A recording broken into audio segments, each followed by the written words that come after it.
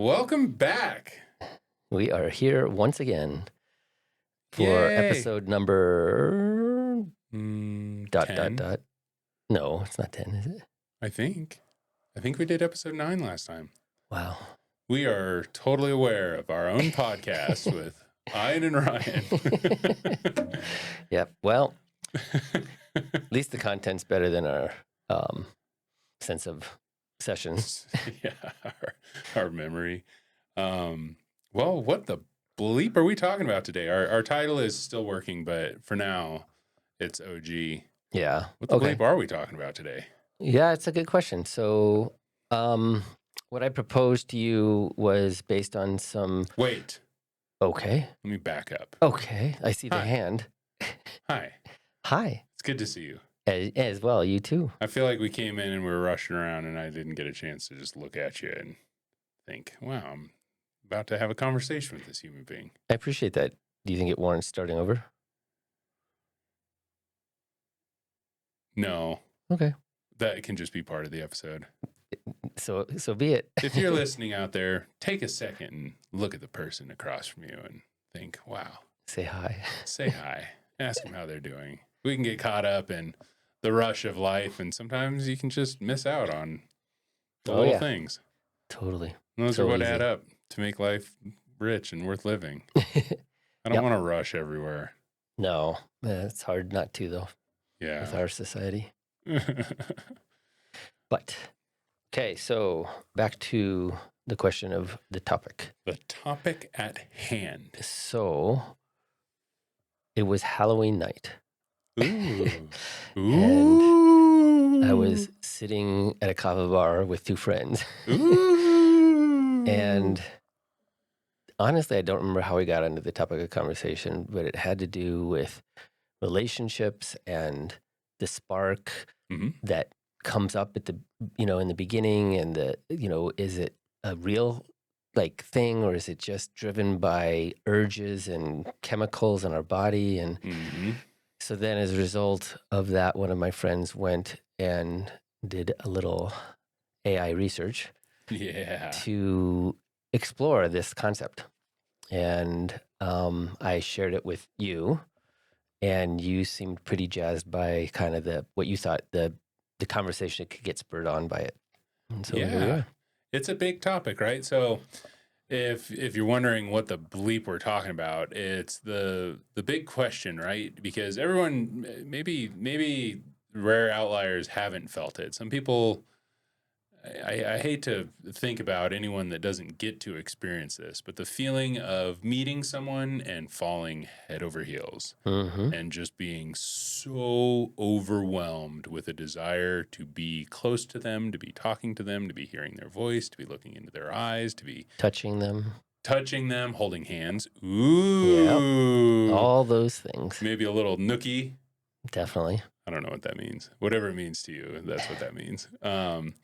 So what Ian's talking about, the question is this a chemical reaction? Is it a biological function? Is it something that means something? What does it mean? Because I know that it's easy to feel this overwhelming sense of attraction and think that it's because it's destiny or it's meant to be. But there's a lot of research out there that points in the opposite direction. It points in the direction that that's a chemical cocktail released by the brain in order to make sure that our species reproduces. Exactly. It's quite effective, I'd say. Oh, agonizingly so. For sure, yeah. Have you ever felt that? Yeah, right. If you know what he's talking about, raise your hand. Yeah. So our goal today is to start to unpack this topic and bring actionable steps for creating awareness around where you might be in life or where you might be in relationship. You might have the question, is this real? Why does it feel good at times and really bad at others? Why do I feel like my heart and my mind wants it, but my stomach hurts when certain things happen? And, are you wondering these things? This is the episode for you. It is episode 8 through 12. Or something like TBD. TBD episode. Yeah, on the topic of the prodigal spark. Yeah. Ooh, nice. Yeah. So spark. So let's define that in a sense for our listeners and maybe even for ourselves. Yeah. So the idea of this spark is, first of all, is this something that's rare and unusual or common? According to science, absolutely not. Absolutely Or it's not rare. Not rare, right? It's super common. It's very common. Yeah. And I think likely because of what you touched on earlier about this genetic drive to procreate and ensure that the species survives and lives on. I think what is rare and what some of this research reflected is what is rare is that spark lasting. Yeah, that is, according to research, very rare. Yeah, and to my personal experience. Yeah. You know, I've certainly experienced that myself of having the sense of that spark and the excitement, and then wondering sometimes it could be days, weeks, months, and all of a sudden I'm like, wait a second, what am I doing? Yeah. Nothing is what it used to be.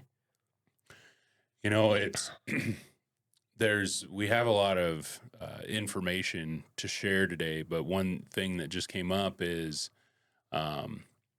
there's a big topic in this discussion about reality versus projection.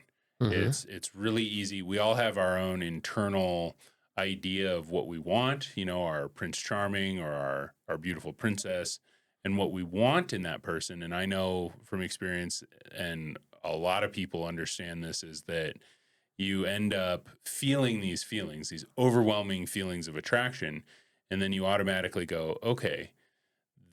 Then you start projecting your idea of who you want them to be onto the person. Yep. So you fall in love with the potential of the person because you're feeling all these overwhelming physical reactions, and then reality can start to tell a different story. Well, I think the other piece to that is in particular, the projection part has to do with how our brains work, mm-hmm. and how our brains are constantly trying to resolve, what's the word I want to use? Difficulties, mm-hmm. pain, mm-hmm. and potentially trauma. Yeah. And so that projection a lot of times can be where our subconscious is projecting something onto this person, mm-hmm. to try to repair or resolve or to heal or fill up something that never was gotten or received, yeah. or addressed. And that is danger. Well, it's super dangerous because oftentimes we even if something hurts, if it's something that we grew up with, and say it's a program of ours and familiar, we will, and we are still operating from that place. If it's unhealed, we will attract people that trigger that for us. Mm-hmm. Oftentimes by exhibiting the same behavior as the person that maybe caused the trauma. And therefore triggering the original trauma. Yeah, so it can be tricky because we fall in love with them due to these chemical reactions, or it could be love, it could be infatuation, but they're actually just helping us relive these cycles without actually healing, but we fall in love with the idea that they could change. God, this is a big topic. Oh, yeah. Maybe I kind of want to pull our outline up and... Oh, you know what we're not doing is timing. Oh, look at us. We're 9 minutes in. Oh, that's got a timer on it? It does. Well, you're in charge of time today. Thank goodness. We're totally on it, everybody. It's not our usual Saturday mornings. I'm sharp in the morning. I am noticing there is a difference. Yeah, I feel sort of diminished, but I had class this morning and I drove around, and now I'm like trying to switch modes. So totally. Tell you what, it'll get better as we go. Yeah. Or worse. Or worse. But hang in there. Hey, it's all about the mystery. And what a mystery it is. This life is absolutely wild. If anything, it's wild. Okay, so what were you going to do with the phone? What were you thinking of? I'm not looking at my phone. I'm looking at my notes. I don't know. I'm looking at the camera. That's fine. They're on my phone, but I was going to pull up the outline from this conversation, and because I really loved just what it said about the faded spark from different viewpoints, like from the viewpoint of neurobiology, from the viewpoint of attachment. Yeah, that's what I was. Okay, projection. good, because that's what I was wanting to bring in next. I feel like I want to rely on our notes today because totally my brain is like, I want to go lay down. Yeah, no, I totally am. That's why it's all in black and white right in front of me. Yeah. Big enough to read and not squint at on my phone screen. Yeah. So what our notes say, the faded spark from a neurobiological perspective, it talks about that first contact can light up a chemical cocktail in our brain. Dopamine for the pursuit of novelty, oxytocin, which is the chemical of feeling love, for bonding, and endogenous opioids for warmth and safety. Add biobehavioral synchrony, which is your breath, your heart rate, mirroring, eye contact, vocal tone, and you get a felt sense of inevitability. It's real. Like, this is destiny. This is the person I love. Look at all these check boxes being. You're so amazing. Yeah. Oh my God.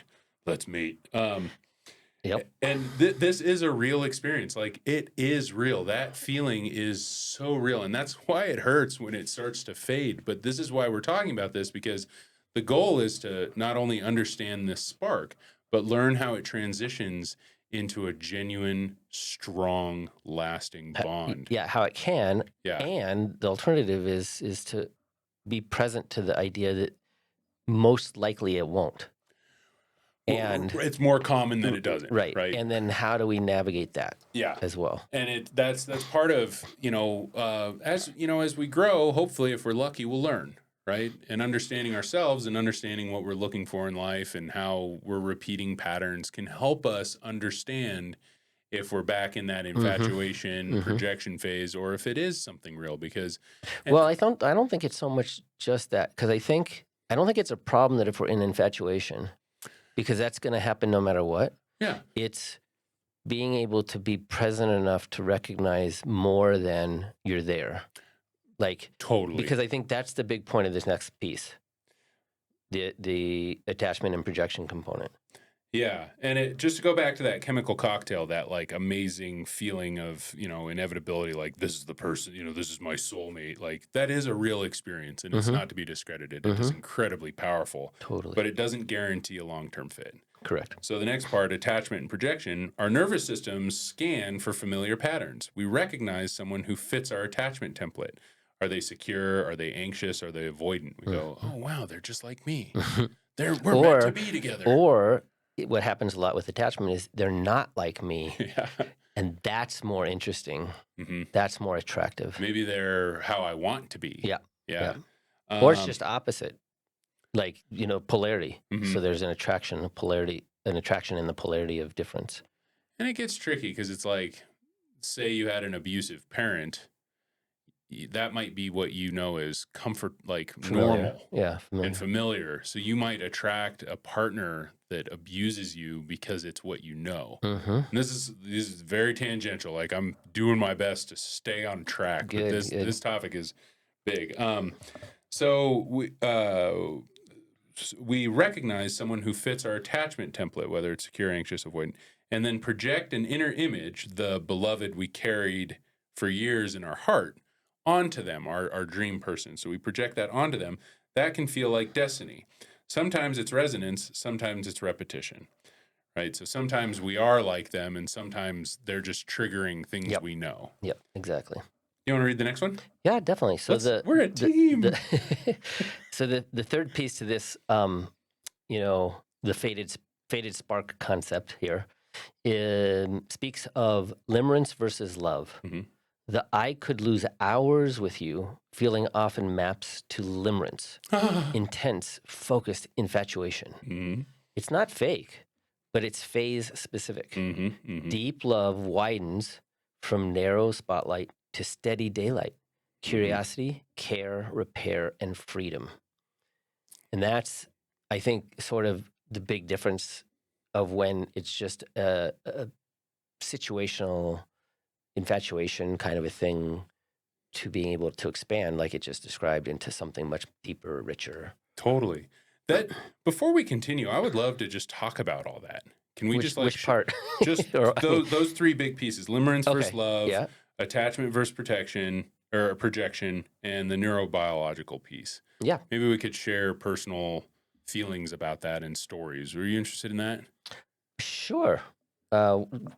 Show me, like, give me a sense of what you're thinking of, the direction where you're going. Well, I guess like those three big pieces I love because they kind of help explain what I was trying to describe as like this, whether it helps cultivate awareness around whether it's a spark or if it's something deeper, because that spark feels deep.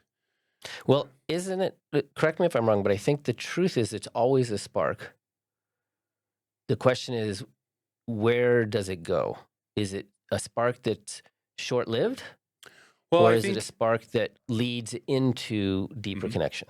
That's a great point. Like, if it is a spark, it will always be a spark. There are relationships that develop slowly over time. Yeah. They're like the inverse created relationships, where it's Mhm. like you might work together or something, and you slowly build this level of like admiration and respect, Yeah. and then love comes from that. Yep. But Yep. a lot of relationships starts because of that spark. Mhm. You see them, you made eye contact, and then You felt something, whoop, and then, yep, whoop. there it goes. You can fill in what that noise means.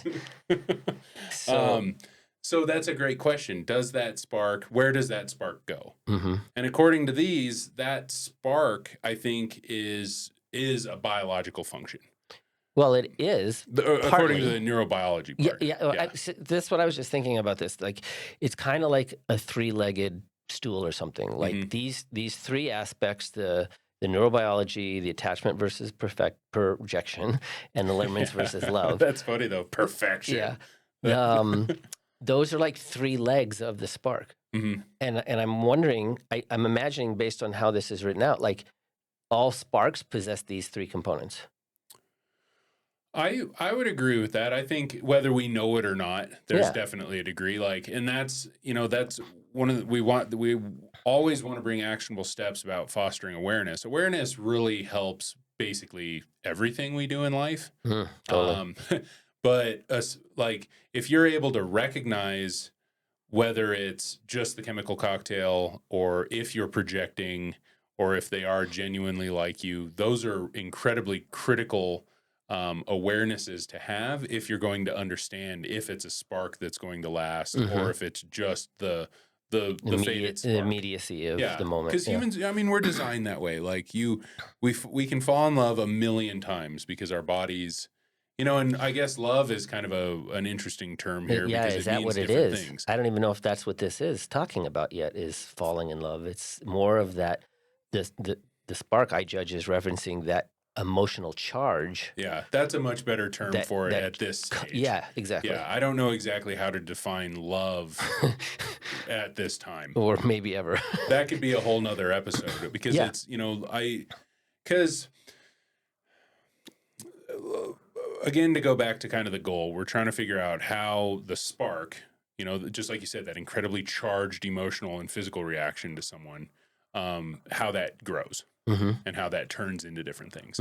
So if we start at the spark, we can just explore different things that happen. One thing I know is that some people feel that spark and then they're married for the rest of their life and they have a beautiful life, and that's amazing. Yep. Like, I romanticize that totally.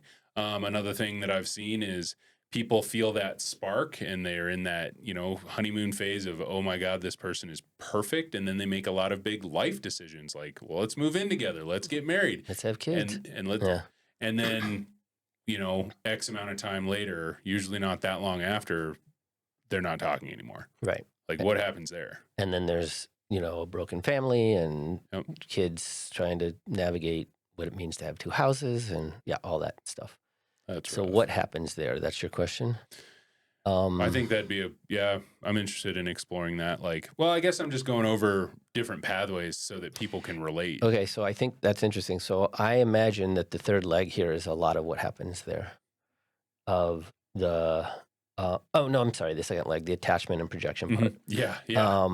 That I'm in love with who I want this person to be, or who I think they could be. The chemicals that are creating the experience are so intense that we start projecting in a way that we can't perceive and understand, and we get trapped inside of the projection and the belief, and then ultimately maybe even almost like a fantasy of what our subconscious is craving.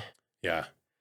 And I think this is part of where we start to do things like, and I'm raising my hand like I know I have done this in the past, where like there's red flags and we ignore them. Yeah, the rose-colored lenses. Yeah. Yep. I'm too high on this feeling to like pay I can't attention to lose, those. I can't risk losing this, so I'm not gonna see the thing that makes me go, what? Yep. Or feel that, like you spoke about, why am I feeling something in my belly or something, and just pushing that away and disregarding it, because there's this necessity for super deep sense of connection. Yep. Reflection. What are some of the characteristics I'm looking for here? It's just like the deep, connected, loving relationship. Sense of belonging. I'm not saying love, but like a loving. Yeah, belonging is a good thing. Yeah. So those are such. In my judgment, the term destiny. Mm-hmm. Well, no. But I'm talking about why we project and do the things we do. Oh, yeah. Is because we're trying to fulfill some need. Yeah. To create something that we feel we didn't ever get enough of or need more of, or whatever the story is that we're running with. Right. But to me, that's how we get into, that's how we as human beings get into that place of following the spark, ignoring things, moving in together, getting married, having kids, and then being like, who are you? Right. I don't want to have anything to do with you. Right. To me, that's such a weird experience that I think a lot of people, maybe even the majority of people, end up going through. Maybe not to the degree of like family and kids and stuff, but definitely to the degree of like ignoring things, not speaking about needs or wants or concerns or something that you experience from the other person. And, like our brains just somehow put blinders on. Yep. And so sometimes they don't exist, or they're minimized to such an nth degree that they don't register. Right. Because of how our brains are operating to make sure that we get the thing that we're trying to have so desperately. Right. There's an old saying that says we fall in love with the future because the present is too difficult to bear.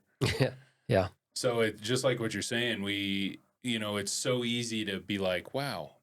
I keep referencing the stomach because we have three types of intelligence. We have our intellectual intelligence in our brain. We have a feeling intelligence in our heart and a calling intelligence in our heart. And we have a truth intelligence in our gut. Right. That's why, if you're listening, how many times in life have you felt something in your heart, but your stomach hurts? Mm-hmm. And then you use your brain to justify everything and say, it's okay. But you feel sick every time it happens. And you're like, why is my body in discordance? And that's, I reference the gut because oftentimes when we're in this phase of the spark, we might see these red flags and we'll feel that ice in our stomach, but we'll ignore it because we think, oh, well, if I just keep pushing through, things can change. If I communicate enough, they'll change or this will grow. If your stomach hurts in the beginning, there's almost a guarantee that it will not stop. Right. But I know that I've ignored it in the past because I've wanted something so bad, right? Desperately, yeah. So, that's tricky. My mom always said that a relationship based on desire is bound to fail, but a relationship based on purpose can go the distance. And that's kind of getting into a later stage. But there was one actionable step that I had that's really, late in the afternoon recording, brain not working, about how to navigate the rose-colored lenses. Oh, okay. Yeah, is that okay if I share that real quick? Yeah, I think that makes perfect sense. Yeah. That makes projected sense. No, I want this podcast to mean something. So let's see here. Thank you for your patience. Well, while you're looking, I'm going to just go on to the next little piece here because it sort of still fits, is this question about, is this rare or not? And the information says that these sparks are common. Them staying is the part that's rare. Plenty of people can trigger the neural attachment cocktail especially if we're high in openness or sensation seeking. What's statistically uncommon is the chemistry plus compatibility plus capacity all at once and sustained over time. Mm-hmm. And then there's this note here that's interesting. It says people who report 50 plus destined connections are usually counting chemistry rather than whole self fit, which Right. is the rare following of the spark. Right. I don't know if there's how many destined relationships are out there. I think there are really powerful and genuine relationships, but those take work. Oh my God, yeah. Um, but the one thing around navigating the rose-colored lenses is it says an actionable step you can take to start to foster awareness, because if you feel like you're in this phase where you like someone so much but you're starting to feel like there's something a little off, it says to observe your emotional energy. Over a week or two, note how your energy shifts around this person. Do you feel grounded, calm, and open after being with or thinking about them? Or do you feel anxious, obsessive, or depleted? And it says that a real, genuine relationship tends to stabilize your emotional field, while infatuation often destabilizes it. Hmm. Your body and nervous system give honest feedback long before your mind catches up. Yeah. The big trick there is being able to listen Yeah. to our bodies, listen to the messages that they're trying to, well, not that they're trying, that they're providing us, that we're either present to and receiving or not. Yeah. I always feel like I've resisted the feeling in my gut instinct, and it's never failed me. Mm-hmm. If I didn't feel good about something, it always ended up sideways. But I did everything in my power to make my stomach feeling wrong with my mind, because my heart wanted to be loved. Oh, sure. Right? Yeah. I'll say, well, if I just love them enough. Have you ever done that? If you're listening, have you ever done that? If I just love them enough, they'll change. Yeah, I know I used to have this mindset that went something like, I don't remember if this is exactly right, but it's something like, and it's interesting. I'm not going to share it because I just realized, like, I don't know if I picked this up like from my family of origin or if I picked it up from like media, movies, books or something. But Maybe a I was combo. living with this belief that, like, well, if two people loved each other enough, they could figure out anything, they could work through anything. Yeah. And so I know that I had gone through relationships where I was like, no, I'm just going to love more. I'm going to love you more, and I'm going to fix this. And it just got worse and worse and worse and worse and worse. Yeah.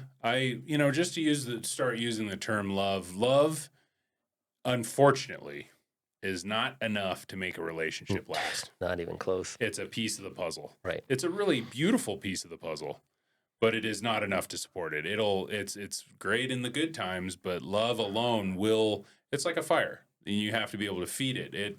Life is a torrential downpour. Mm-hmm. Whether it's from outside your family, inside your own mind, outside your mind, it's going to test you, it's going to twist you, it's going to rip you apart, and it does the same to relationships. The thing is we can fall in love today, and in 5 months, 5 years from now, we're completely different people. Mm-hmm. So that love will get stretched. You might love me now, but do you love me in 5 years? What does it take to get there? Mm-hmm. Yeah, I mean, I wish we had the answer to that, because we would be very popular people. Well, you know what? I'm going to take a stab at it. I think it goes back to that purpose piece. It goes back to purpose. What does this relationship have purpose other than comfort or stimulation?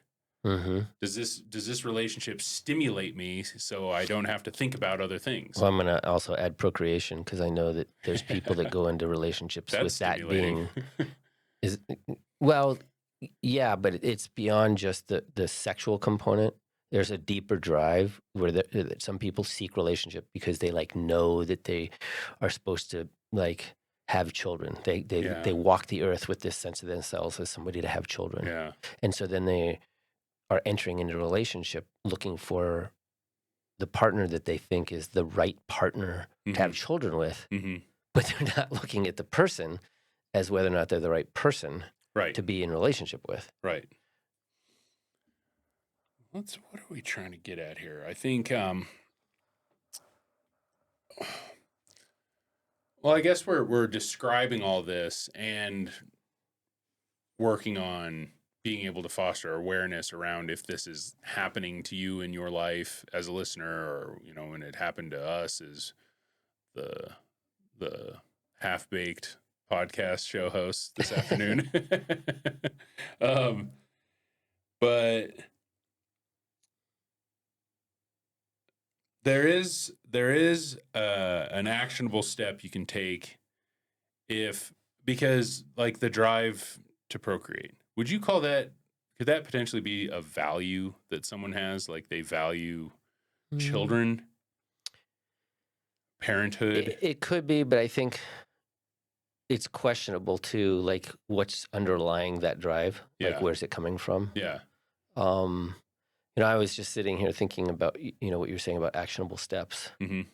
And I know for me, my most profound learning around all of this has been the understanding and acceptance that this spark will, from time to time through my life, arrive. Like there will be a person, I will have an experience, I will feel something and sense something.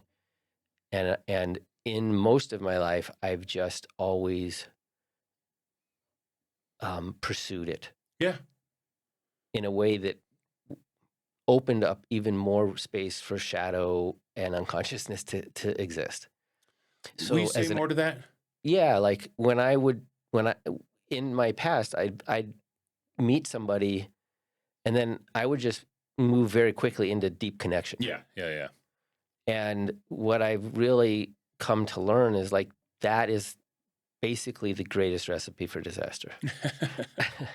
So I think in this topic, and then trying to look for something that's, we would, you know, phrase an actionable step, I think that the biggest learning for me, and if this resonates for you, you know, please adopt it and live by it, but is to slow down. If it's a spark, not if, it, in the experience of a spark, it's going to exist. The question is, what is the trajectory of that spark?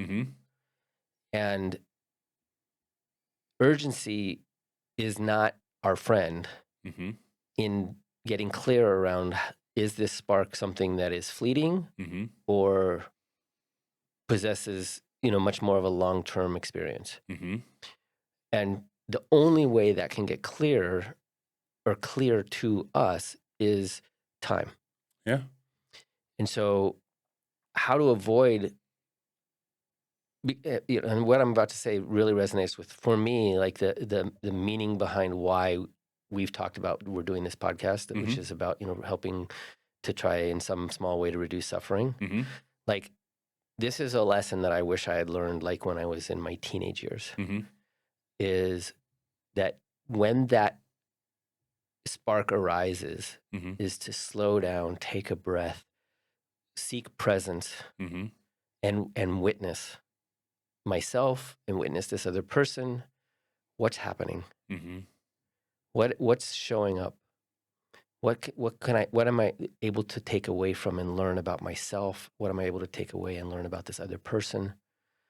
And not feeling a desperate need to rush after the sensation or the genetic drive or whatever, all these things that are wrapped into the experience of connecting with another being. Totally.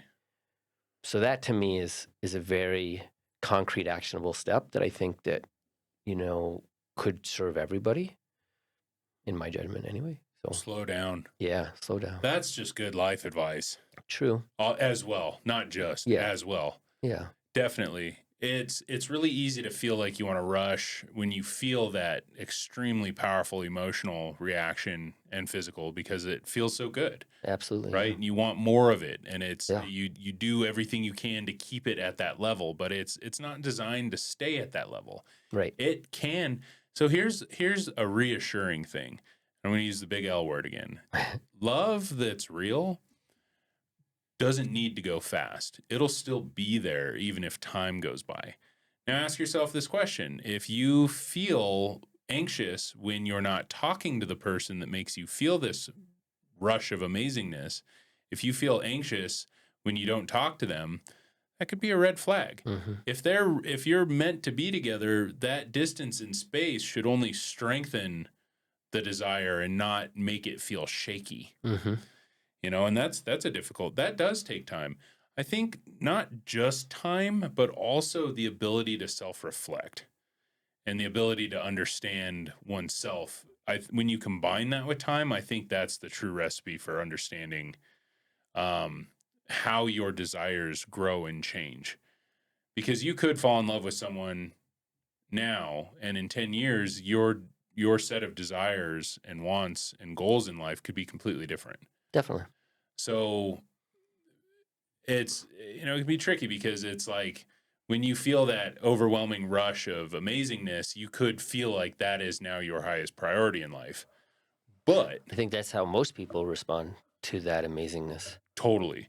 Like I need to, this cater becomes everything priority to number it. one. Yeah. Yeah.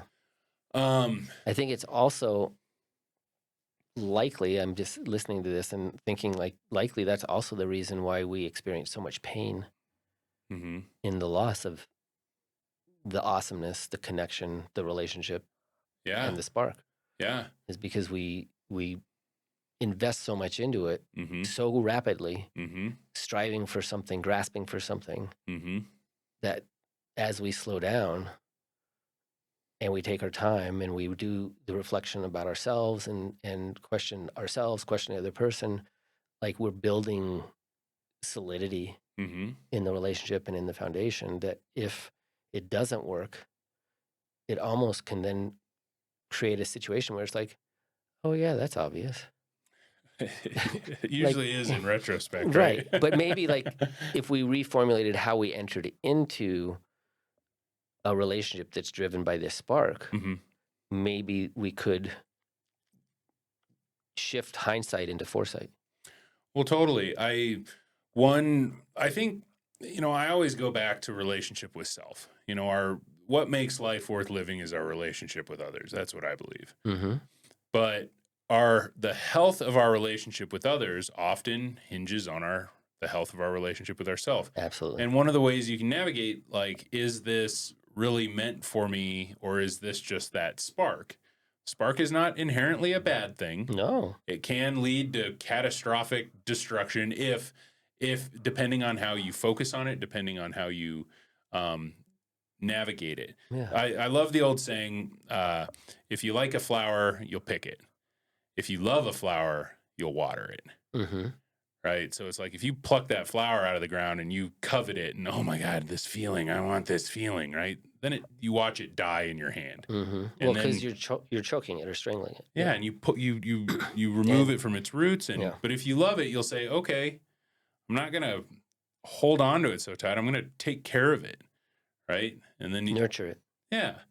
But one of the actionable steps around fostering awareness that I wanted to share was practice value mapping, because one of the biggest components of like relationship is how to navigate.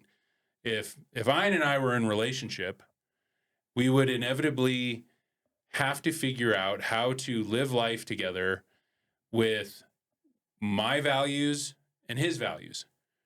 So how do you and your significant other navigate what they want and what you want? Do you even know what you want? Right? So this is interesting, and I think I don't remember if one of the conversations with Devin, and he talked some about Tantra and the BDSM conversation. Do you remember any of that? RBDSM, where you set up, you're like get clear about parameters going into any kind of relationship. So you name like what your desires are and what your boundaries are, what your expectations are. So you're naming that stuff all up front. Yes, I appreciate that. I just want to, I'm still trying to get at how you foster these awarenesses in yourself so you know how to then share it with someone. But just to real quick go back to that actionable step of value mapping, A practice you can do is make a list of your top 10 values. Is that freedom? Is it creativity? Is it love? Is it security? Then rate how aligned your current life is with each on a 1 through 10 scale. This works because it reveals gaps between your lived reality and your authentic values, pointing to where change is needed.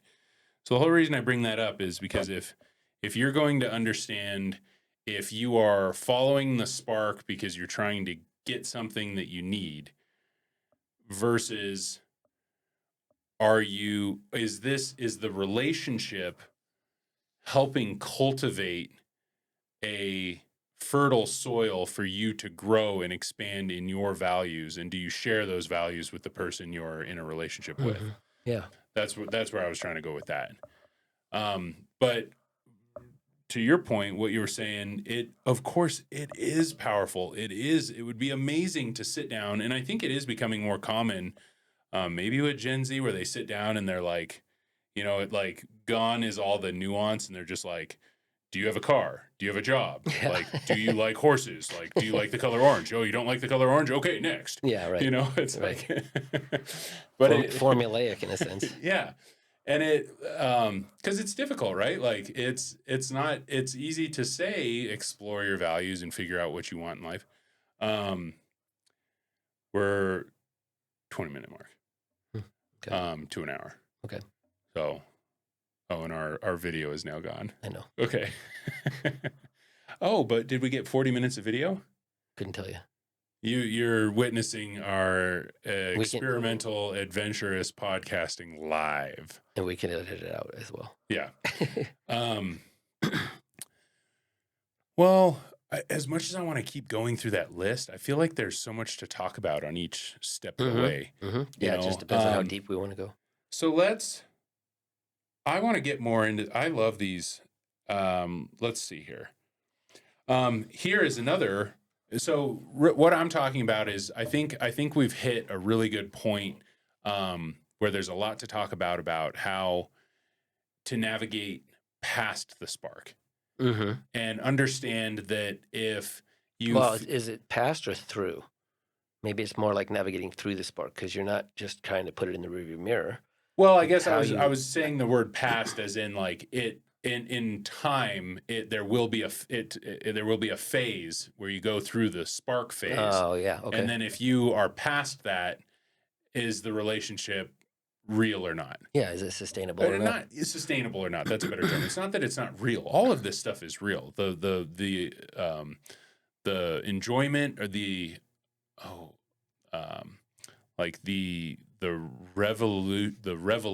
revelatory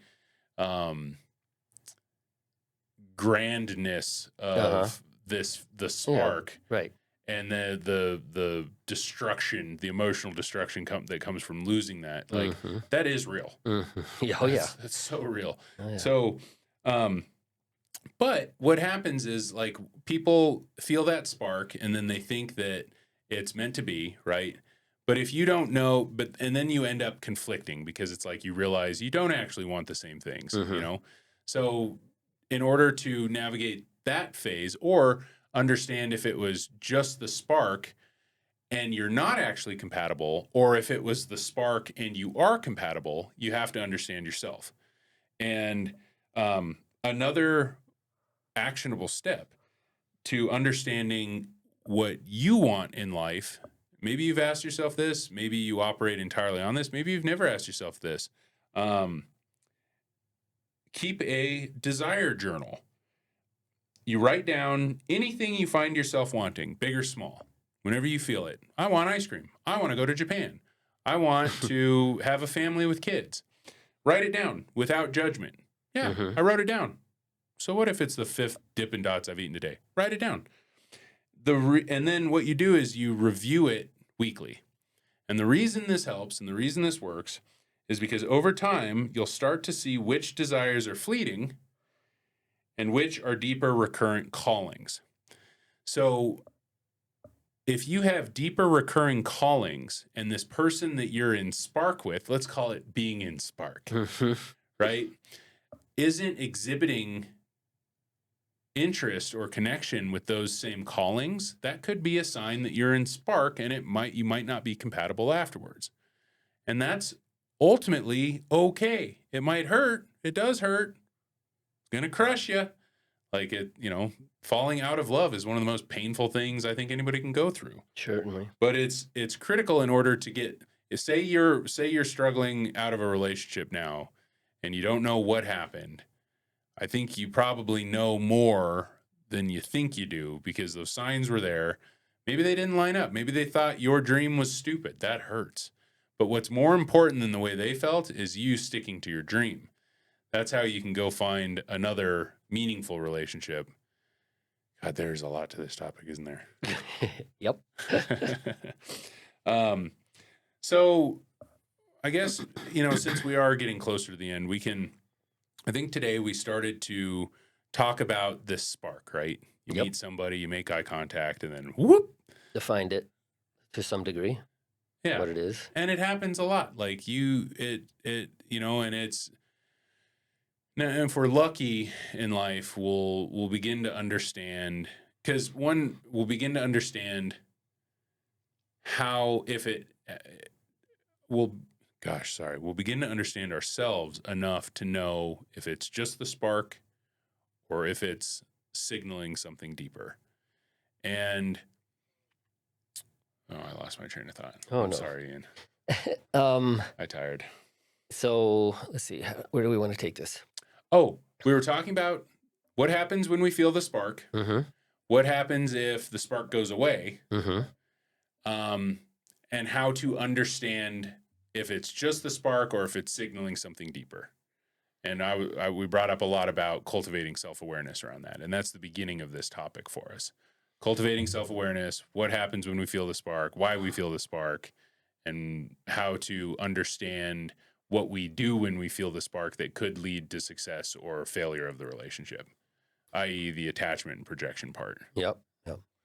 Yeah, I think maybe recapping could be useful too. Like, so where have we traveled so far? So we identified that there's this concept of a spark, and then we kind of provided some definition of what that is by discussing these three components of it. The neurobiological, the attachment and projection aspect, and the limerence versus love. Yes.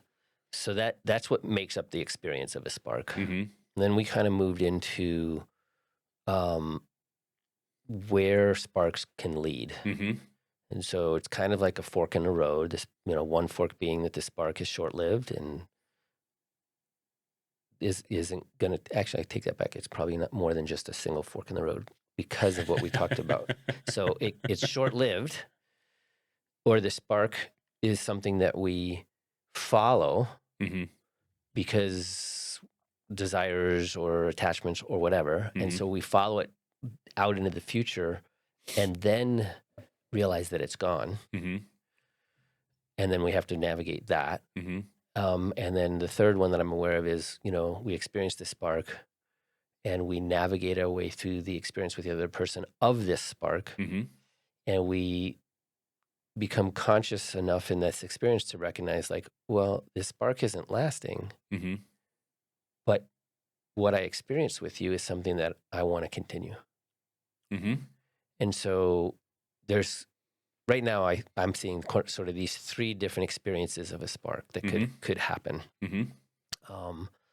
And when I think about, again, like we want to help people suffer less, I think the first and the third one are really like, we don't have to do much about.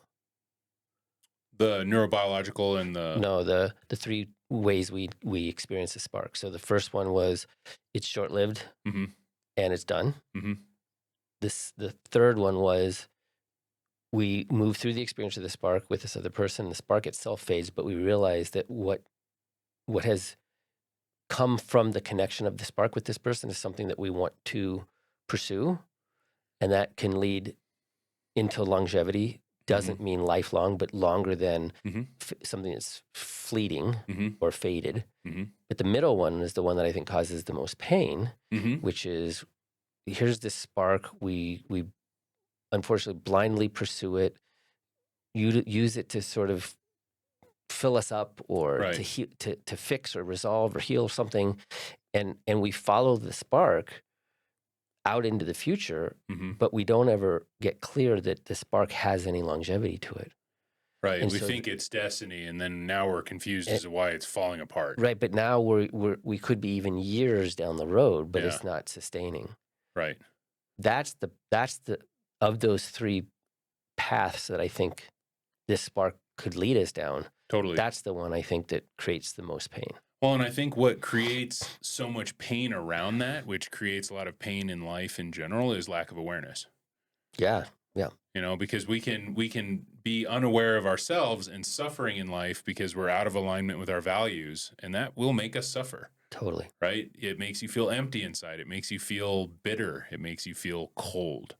Right? It makes you feel tired. Oh yeah, it's draining as all get out for sure. Yeah, it saps life force energy. Yeah, and rest assured, there are ways through the second and third step. There are things you can do, and I would love for that to be our next episode on the faded spark. We can go more into that. How, what to do if we fall out of a spark and it's a crash landing, and how we can foster and sustain that spark into a more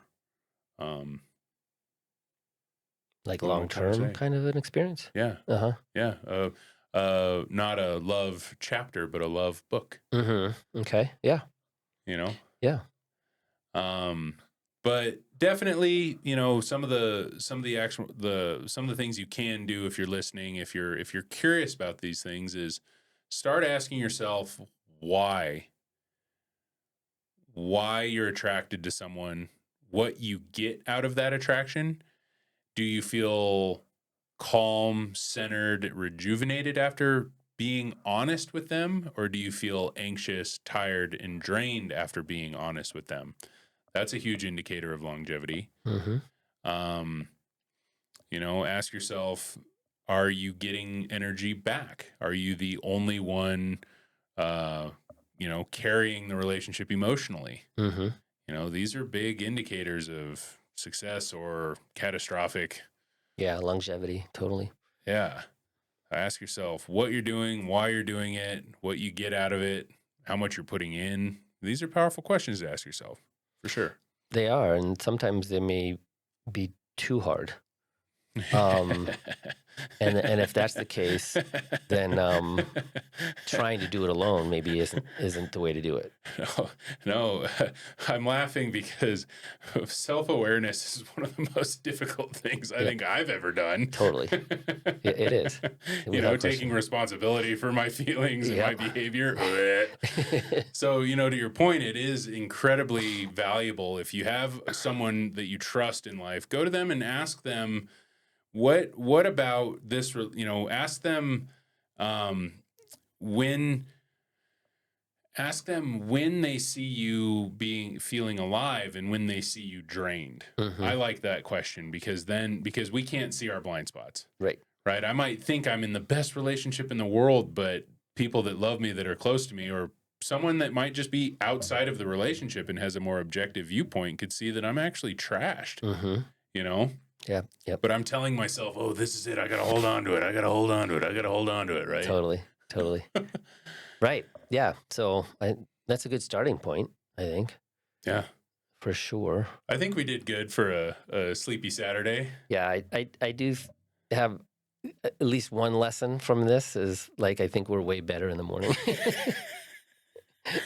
Well, thank you for your patience because I'm in school right now, everybody, and I now have class on Saturday mornings for the next until February 7th. Oh, nice. So we'll figure it out. And that's c'est la vie, right? Right. Yeah. Life never sets you up exactly the way you want it. Life sets you up to challenge you and make you grow, and I think that's putting it incredibly lightly. So we're gonna learn how to record podcasts in the afternoon. Yeah. That's what that said. Okay, today I'm really grateful that we still came this afternoon, and I'm grateful that as sort of difficult as it was for me to like focus in the beginning of the conversation, I feel Grateful that I got to think about these things because I think it's really easy to get lost in the hustle of life, and think more about, my bills, where my money's coming from, where am I going to, get my food, what all these things that I don't have or that I have, instead of thinking about, hey, am I living a life that I want to be living? Am I living my life? Am I living my life because I think it's what other people want me to do? This conversation made me think those things. And I thought about my fiance, who I feel really grateful for because we have made it through some really rough times because we have a shared sense of purpose and what we want out of life. And I think I feel really lucky for that. And I feel grateful that we keep coming here because I feel like we both have a shared sense of purpose with coming here and sharing our thoughts in order to just try to help. Yep, I know, absolutely. That's definitely true. Yeah, thank you for sharing that. For me, as I was listening to you talk, and I was kind of rattling around what is it that I'm grateful for about in general or specifically about this, and I realized that like this is something that goes on like all the time, and I'm blind to so much of it just because because I'm human. Yeah. And so having the opportunity to have this conversation on a topic like this, where it's like, no, I have to actually think. I have to Yeah. really like presence, like what is true for me? What is the thing that I've learned? How will I make it different next time?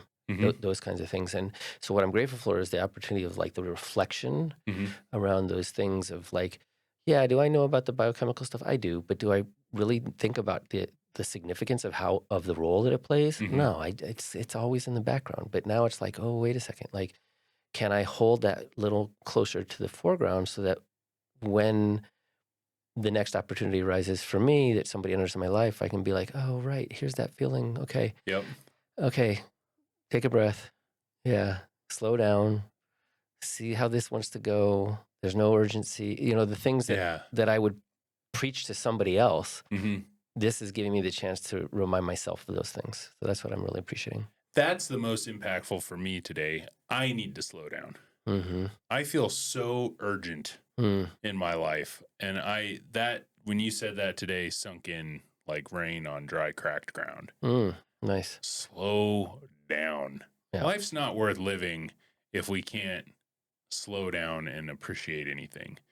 You know, I believe that. So thank you for that. Oh, you're welcome. Just slow down a minute. You're doing okay. Yeah, like, we are. As long as you're doing your best, you're doing okay. Totally. And we're all in the same fishbowl here. No matter if you have everything in the world or nothing in the world, we're all in these human bodies, and we got a short journey here, and we might as well try to enjoy something. Totally.